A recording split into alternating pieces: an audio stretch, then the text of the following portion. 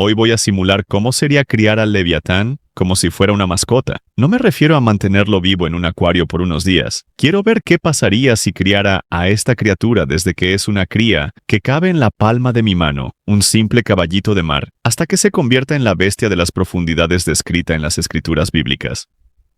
Todo comenzó con algo tan pequeño que cabía en mi mano. Lo encontré en una tienda de animales marinos, en una bolsita de plástico con agua salada. Pensé que era el caballito de mar más raro que había visto. Tenía la forma clásica, con su cuerpito enroscado y aletas diminutas moviéndose rápidamente. Pero había algo extraño en sus ojos, que no parpadeaban y te miraban fijamente, como evaluando. Lo compré. Lo puse en un acuario mediano, con agua salada, temperatura controlada y buena filtración. Al principio comía artemia, pequeños crustáceos, lo normal para un caballito de mar, pero con el tiempo empecé a notar cambios inexplicables. Su cráneo se desarrolló de manera distinta, más ancho y pronunciado, como si algo dentro de su cabeza creciera hacia afuera. Sus aletas cambiaron de forma hasta parecer manos, pequeñas y con estructuras que recordaban dedos, capaces de agarrarse a las rocas del acuario con precisión. Seguía siendo completamente marino. Nunca lo vi fuera del agua, o eso creía. Una mañana llegué al laboratorio y no estaba en el acuario. Revisé el piso, los estantes, nada. Lo encontré en el mesón,